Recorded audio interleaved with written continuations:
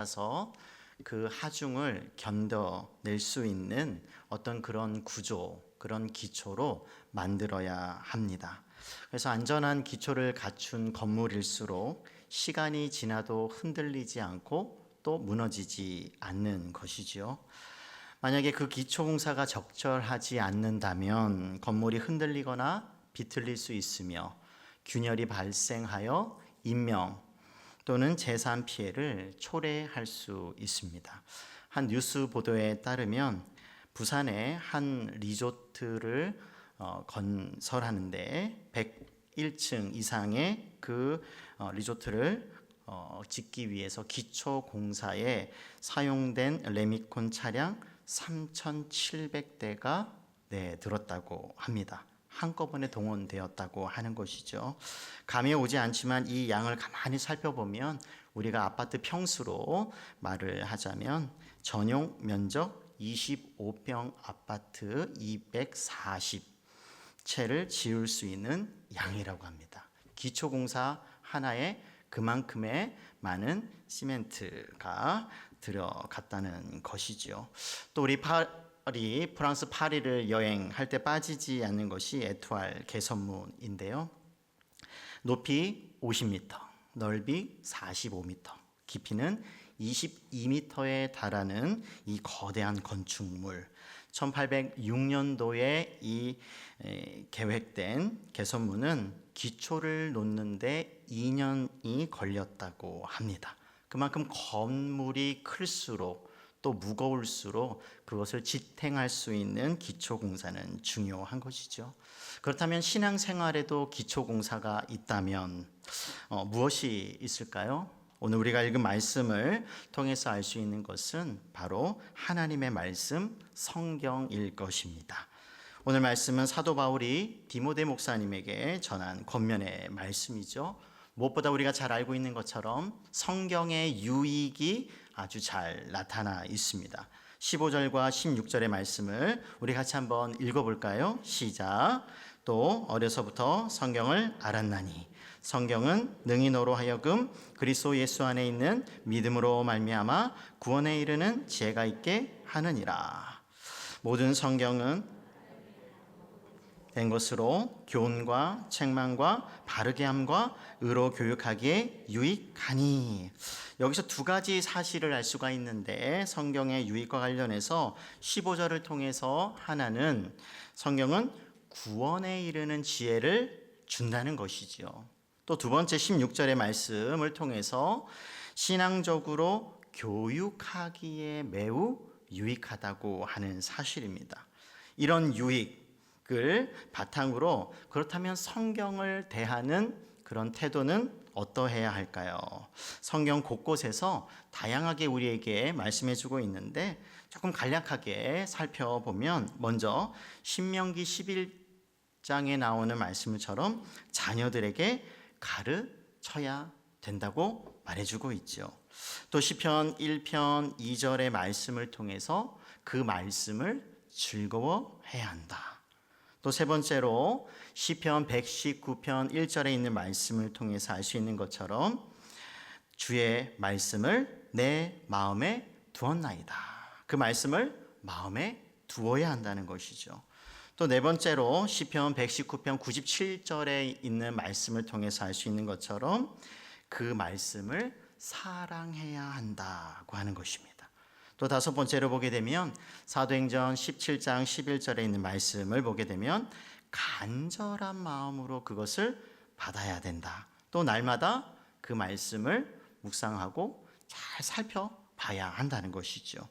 또 여섯 번째로 보게 되면 골로새서 3장 16절의 말씀을 보게 되면 말씀에 충만하게 거해야 된다라고 우리에게 가르쳐주고 있죠.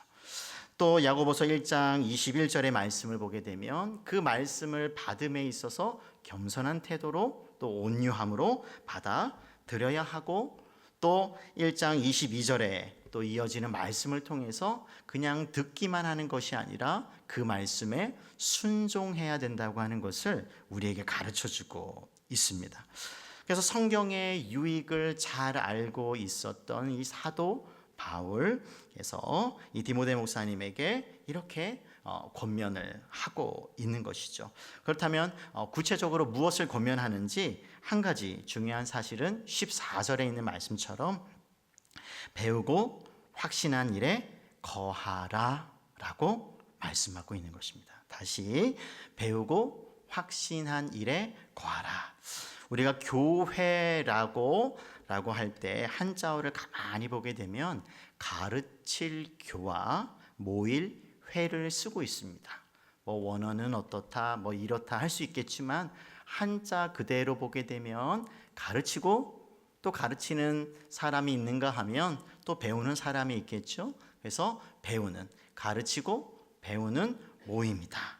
그래서 그만큼 우리가 교회 안에서 배우고 또 가르치는 것을 중시하고 있는 것을 보는 것이죠. 아름다운 전통이라고 할 수가 있을 것입니다.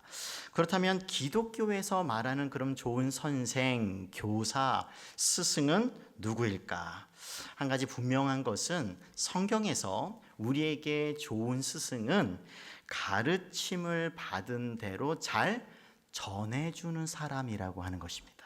다시 전해받은 것을 잘 전달해주는 사람이 교사이고 선생이고 좋은 스승이라고 말해주고 있는 것이죠. 사도 바울이 또 다른 곳에서 이와 같은 것을 우리에게 가르쳐주고 있는데 갈라디아서 1장 9절의 말씀을 보게 되면 만일 누구든지 너희가 받은 것 외에 다른 복음을 전하면 저주를 받을지어다. 그러니까 받은 것이 있다는 것이죠. 그러니까 이 받은 것을 잘 전해줘야 된다는 것을 알 수가 있고 또 데살로니가 후서 2장 15절의 말씀도 보게 되면 이렇죠. 그러므로 형제들아 굳건하게 서서 말로나 우리의 편지로 가르침을 받은 전통을 뭐하라고요? 지키라. 여기서 가르침을 받은 전통, 내려오는 거 있다는 것이에요. 그것이 진리이고 복음이고. 그래서 우리는 이와 같이 좋은 선생 교사가 되기 위해서 전달해 주는 이와 같은 아름다운 또 귀한 그와 같은 행위가 있어야 하는 것이죠. 그런 점에서 좋은 교사는 받은 것을 정확하게 또 가감 없이 그대로 전해주려고 애쓰고 노력하는 선생님이야말로 기독교에서 말하는, 적어도 성경에서 말하는 좋은 교사라고 할 수가 있을 것입니다. 그래서 계속해서 배우는 그런 자세뿐만 아니라 배운 것을 잘 전해주는 그와 같은 통로, 터널이 되어야 하는 것이죠. 그렇다면 좋은 학생은, 또 성경에서 말하는 그런 성경적인 좋은 학생은 또 누구일까? 우리 동양, 특별히 중국에서 위대한 스승으로 기억되는 한 사람이 있다고 한다면 공자일 것입니다. 그런데 그 수많은 이제 제자들이 있었다고 하죠. 좋은 제자가 있는가 하면 나쁜 제자도 있었다고 합니다. 가장 꾸지람을 많이 받은 제자가 있었으니 제여라고 하는 제자라고 하는데 스스로 노력하는 어떤 그런 노력형 제자였고 또 언변도 탁월해서 인정도 받는 그런 제자였다고 합니다. 그런데 공자가 그를 계속해서 꾸지람을 놓았던 이유는 비판적으로 따지기를 좋아하는 그런 제자였다고 하는 것이죠. 요즘 말로 하면 비판적 사고 해가지고 인정과 칭찬을 받을 수는 있겠지만 그때 당시 공자의 기준에 따르면 그런 제자의 모습은 좋지 않았다고 하는 것이죠.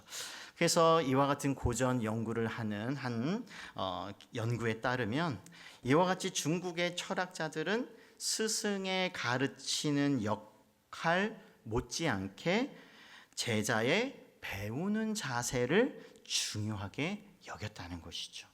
그래서 좋은 선생님이 있어도 그 제자가 나쁠 수 있다고 하는 것이죠. 그래서 좋은 스승을 만나는 것도 중요하지만 그에 못지않게 좋은 학생이 되는 것이 또한 너무 중요한 것이죠. 그렇다면 오늘 읽은 말씀을 통해서 좋은 성경의 학생은 누구일까? 14절을 조금 더 자세히 보게 되면 알 수가 있는데요. 우리 다시 한번 읽어볼까요? 시작. 그러나 너는 배우고 확신한 일에 거하라. 너는 내가 누구에게서 배운 것을 알며. 여기서 너는 배우고 확신한 일에 거하라. 그러니까 배우고 확신하였다면 그것에 머물러 있으라고 하는 것이죠. 여기서 머문다는 것을 약간 좀 문법을 조금 고려해서 한번 생각을 해보면 현재 또 능동 명령인데요. 이것은 뭐냐면 계속해서 그 일을 하라는 것입니다. 계속해서 그 일을 하라. 그러니까 이것을 적용하면 계속해서 뭐 하라는 거예요? 거하라. 머물러 있어라 라고 하는 것이죠. 그러니까 학생의 자질, 그래서 좋은 학생의 자질 중에 하나가 끈기인데 배울 때만 끈기가 필요한 것이 아니라 이미 배운 것을 가지고 있으면서도 끝까지 그 배운 것을 간직하며 살아가는 끈기도 중요하다고 성경은 우리에게 가르쳐 주는 것이죠. 또 한 가지 이 거한다라고 하는 이 단어는 쓰임새를 가만히 보면 요한복음 1장 14절에서 육신의 몸을 입고 오신 예수님께 사용된 바가 있는데요. 말씀이 육신이 되어 우리 가운데 거하심에라고 하는 것이죠. 그러니까 1장 1절의 말씀 보니까 그 말씀은 예수님이에요. 태초에 계셨던 그 말씀이 육신을 입고 이 땅에 오셨는데 이 땅에 오셔서 우리와 함께 거하신다. 근데 이 거한다라고 하는 말은 장막을 친다는 것이죠. 함께 살아간다라고 하는 말입니다. 그러니까 그냥 예수님께서 잠시 왔다가 그냥 가는 것이 아니라 아예 집을 짓고 그 우리와 함께 살아가시는 그 예수님, 말씀이 육신이 되신 그 예수님을 가리킬 때 사용되고 있거든요. 또 요한복음 15장 4절에도 보게 되면 내 안에 뭐 하라고요? 거하라. 나도 너희 안에 거하리라. 그냥 거한다는 것은 잠깐만 그냥 있다가 함께 하고 마는 그런 관계 말고 집을 짓고 계속해서 함께 살아가는 것을 가리킬 때 사용되는 그런 형태이죠. 그래서 다시 말하면 이 거한다라고 하는 말은 그 안에 머물면서 계속해서 살아간다라고 하는 것이에요. 터를 잡고 집을 짓고 살아간다라고 하는 것이죠. 그래서 좋은 학생의 또 다른 특징이 있다면 배울 때와 또 배운 것을 가지고 끈기 있게 살아가는 것이며 두 번째는 그것을 간직한 채 머물기 또는 살아감이라고 할 수가 있을 것입니다. 그러니까 배웠으면 삶의 현장에서 그것을 뭐 하라는 것이에요? 나타내고 계속해서 그 위에 집을 짓고 살아가면서 그 안에 머물러 있어라 라고 하고 또 실천하는 그런 삶의 현장이 되어야 한다고 말하는 것이죠. 오늘 이 자리에 특별히 그동안 또 바이블 키와 교사 대학 또 수료하신 분들이 있습니다. 아니 이미 여러 훈련 과정들을 마치신 분들이 있을 것이고 또 앞으로 또 과정 속에 계실 분들도 있을 것인데 부탁드리고 싶은 것은 오늘 사도 바울이 우리에게 말해주는 것처럼 배운 것이 있다면 그 배운 것을 잘 간직하시면서 살아가시기를 바랍니다. 그래서 머물고 있는 것에서 우리의 배운 것이 나타나고 아까 우리가 또 소감 발표를 통해서 저 바뀐 내용들이 있잖아요. 배움은 항상 변화가 일어나기 마련입니다. 그리고 그 변화를 유지하기 위해서 몸부림치기 위한 그와 같은 노력도 필요한 것이죠. 그래서 확신하는 가운데 계속해서 끈기를 가지고 또 살아가는 그런 복된 하나님의 사람들이 되시기를 주님의 이름으로 축복합니다. 아멘. 말씀을 정리하겠습니다. 이스라엘 역사에 있어서 중요한 순간마다 하나님은 말씀의 사람들을 통해서 신앙을 바로 세우셨는데요. 말씀의 기초를 세울 때 모세를 사용했으며 포로전 우상으로 또 다양한 그런 신앙의 타락 가운데 있을 때 요시아와 같은 사람들을 통해서 말씀으로 다시 회복해 하시는 일을 하셨지요. 또 이제는 심판 가운데 징계를 받고 또 나라가 흩어지고 망하게 된 이후에 또 포로기 이후에 또 이렇게 회복하는 과정 속에서 에스라를 통해서 말씀으로 재건하는 그런 재건 공동체로 일을 하셨습니다.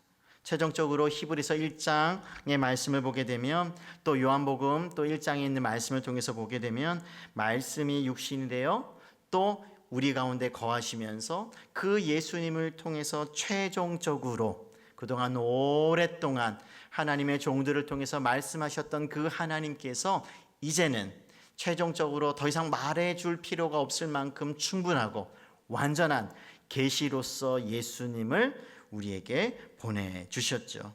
그래서 말씀이 육신이 되어 우리 가운데 거하심에 또 히브리서 1장 1절과 2절의 말씀을 보게 되면 옛적의 선지자들을 통해서 여러 부분과 여러 모양으로 우리 조상들에게 말씀하신 하나님, 계속해서 말씀하시는 하나님, 말씀해 오셨고 이제는 2절의 말씀 보니까 이 모든 날 마지막에는 아들을 통하여 우리에게 말씀하셨으니 최종적인 말씀 계시를 우리에게 주셨다고 하는 것입니다. 가만히 보면 시간이 지난다고 해서 저절로 신앙이 성장하는 것은 아니라고 하는 사실이죠. 말씀의 성장도 마찬가지입니다. 그래서 훈련 과정들이 필요한 것이고 또 그 과정들을 통해서 좀 힘들고 또 어렵고 또 많은 시간 또 노력도 필요하지만 또 그것들이 또 요구되지만 그 과정들을 통해서 조금씩 나아지고 변화되고 성장하고 성숙되어 가는 것이죠. 그래서 히브리서 4장 12절의 말씀에 보게 되면 때가 오래되었으므로 너희가 마땅히 선생이 되었을 터인데 그렇지 못한 것으로 인해서 정말 쓴소리를 할 수밖에 없는 것이죠. 여러분은 지금쯤 선생이 돼 있어야 마땅한데 그렇지 않다는 것이죠. 그러니까 시간이 지나서 누군가를 가르칠 수 있는 단계여야 하는데 그렇지 않은 이상한 상태. 그래서 이어서 누군가 다시 여러분에게 하나님의 말씀의 초보 원리들을 가르쳐야 할 형편이라고 말하고 있는 것이죠. 무슨 말씀입니까? 말씀의 기초를 배워야 할 형편이라고 말하고 있는 것이죠. 아니 가르쳐야 할 그런 시간과 연륜으로 보이는데 그것이 마땅한데 그렇지 않은 것.